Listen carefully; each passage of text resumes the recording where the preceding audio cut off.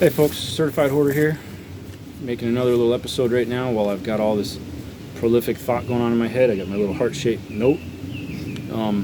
Earlier I'd made a video describing how my buddy Casey and I we were both in the military, and we both were unexpectedly divorced and heartbroken at the same time, and so we had that in common, and we just became each other's wingman to not be home depressed and drinking and causing ourselves heartache.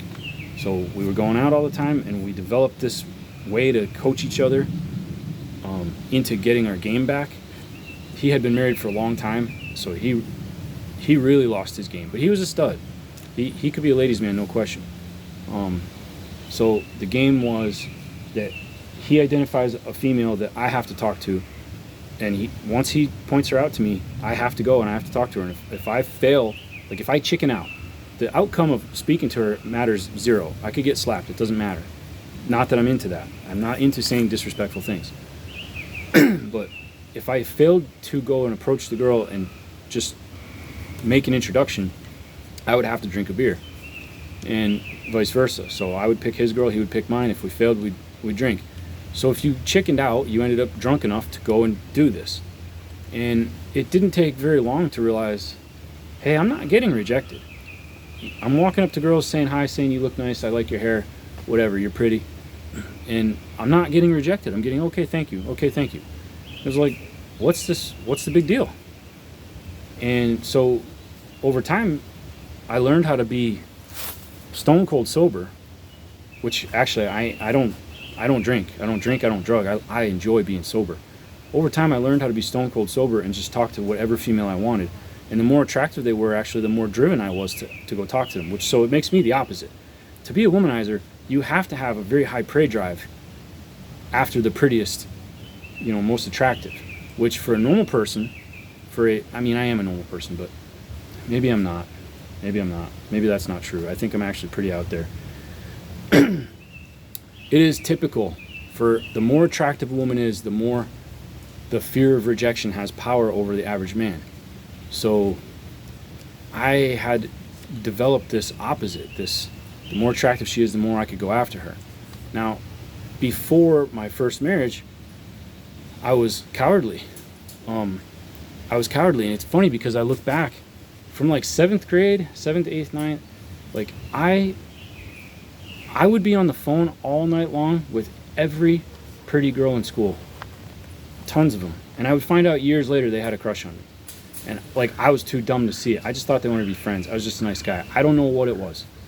I guess that I was considered handsome, but no girl ever like indicated that they wanted to be more than friends with me. And I didn't know what the friend zone was. Now I know what the friend zone is, and how you simply, if you don't want to be friends with a girl, if you want to be more than friends, you simply have to reject the friend zone and create a flirty sexual tension, and basically say, this is what I'm offering you. I'm offering you a romantic access to me, but not a friend access to me. So that's how you solve that. But I didn't know any of that back then. Anyway, so here's how I got over the fear of rejection to get the first wife. The game with Casey was to get over the second time around after the divorce, when you're in the middle of depression. When you're depressed, it's pretty hard to go talk to girls, but it's your job to go talk to the girl. You don't want women that pursue you. That's another story for another day. But you don't want women who pursue you. That indicates something about their character there's problems. So you want a girl that refuses to make the first move. She is testing to see, are you functional? Will you cross the gap to talk to her? That is your job. You have to rise to that occasion. That's the first test of your masculinity. So how it all happened was, I'm stationed in Hawaii, I'm shaping surfboards, and my buddy bought a board from me. He wanted me to shape the board. He was going to learn how to surf, and I was going to teach him how to surf. So I was taking him to this place. I wasn't great at it or anything. I was just good enough. But I'm taking him to this place called Flat Island, which is in Kailua on Oahu. And it's a long paddle, a beautiful beach park, like gorgeous, perfect, glassy sand, just a flawless place. And way, way, way out, there's a little wave off the side of an island, and it's shallow water. Like, it can't get big, and you're never really over your head by much. Like, it's just a really safe, secluded place, and it's such a far paddle that there's almost never anyone there.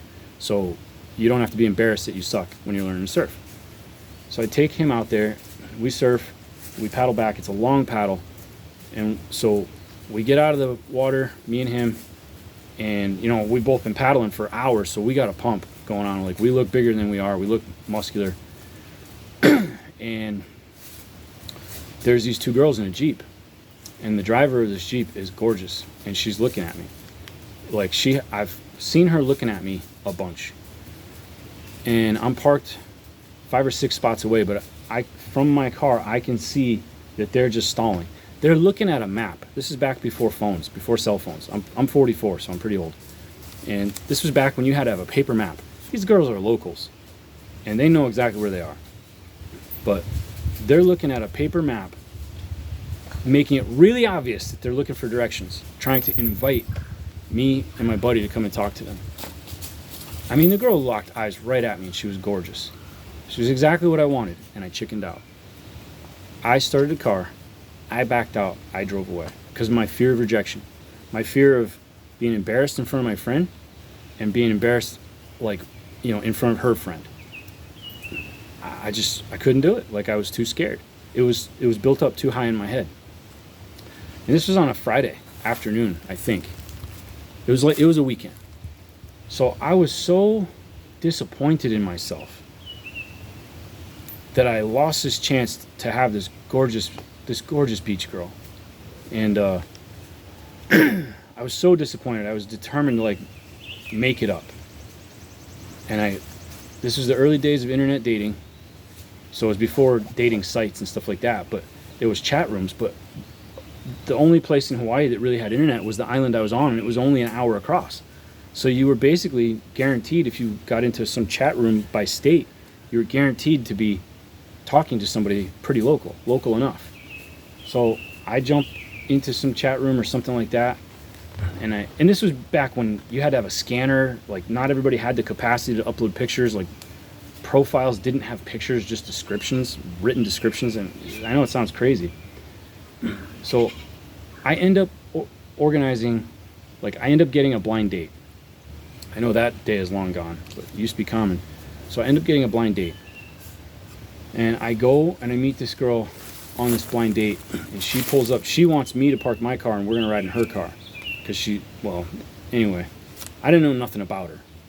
So I'm at the spot where I'm supposed to be, and this car pulls up right next to me, and it's this really pretty girl, and I'm like, and she drives off and goes around the corner, and the next car pulls up behind her, and it's a terrible, Lord forgive me for this, but she was a dog. So bad. And I wanted to turn and run. Like, this was before ghosting was a thing. I wanted to run away. I was like, well, what am I gonna do now? I'm not gonna hurt her feelings. I'm not that type of person. Like, I don't want to hurt people. So I'm gonna go on this date. I'm like, nothing's gonna happen, I know that. But I said I'm gonna go on a date, and I'm gonna go on this date. I get in the car, she's got a Mustang, she's all proud of it. And she was like a guy. I mean, she looked like a man, and she acted like a man, and she was like into working on cars, and she had a lifted Toyota truck, and she was bragging. She was like a man. It was like very masculine. And we go to this downtown Honolulu movie theater spot right next to this glitzy restaurant, like a happening spot. We get there, and I'm hoping, like, you got to look at the movies on the board, and I'm like, I don't want to stand here with her. I'm pushing for a movie that's like 10 minutes into it, because I want this to be over fast. And she wants to watch a movie that doesn't start for like an hour. Okay, yep, it's on me. So we sit out front on this concrete area for like an hour, and there's this tremendous amount of traffic of beautiful people, mostly beautiful girls. And there was a gaggle of Filipina girls, smoking hot, little black dresses, all clustered up, literally 6 feet, 8 feet away. And they were looking over their shoulders one at a time. Like, they were actually rotating to get this view, to look at me and look at her. And the snickers and like the looks, I was ashamed. I felt terrible for her. I'm sure she knew it. And And I felt bad for me. Like, I could have one of them girls if I had the courage to just go talk to one, to any of them. And I wasn't gonna like, see, I don't know you, I'll catch a ride home with her. I didn't do anything like that, but that was how I felt. Like, you chickened out on talking to the beautiful girl, this is your punishment. This is your punishment. How bad would that rejection have felt right now? I would have gladly taken that rejection to not be in this embarrassing situation that I was in. And so right then and there, I just said, I don't care how badly a pretty girl puts me down. I'm going to go and talk to the pretty girls, because you have to be attractive. That's just a rule. You have to be attractive. So we go in the movies, we go in the movie theater, and there's two pretty girls right in front of me, and they're talking to me. Like, they're flirting with me, and she's right there. Like, they must have thought she was my sister, something like that, or my cousin, or like a coworker, Like, these two girls were flirting with me as if I was single, even though I was with a blind date. So I finish out the movies. Then this girl has to drive me all over the island, returning CDs to her friends at their jobs to show me off. And I can tell as soon as we walk in that they're like, what are you doing here? Who's that guy? Like, she wanted to show me off. And, after the date's over, I went home and it was like, from here on out, I am never going to fail to talk to the pretty girl. Because if you don't talk to the pretty one, you're going to get the one. If you don't talk to the girl you want, you're going to be left talking to the girl you don't want.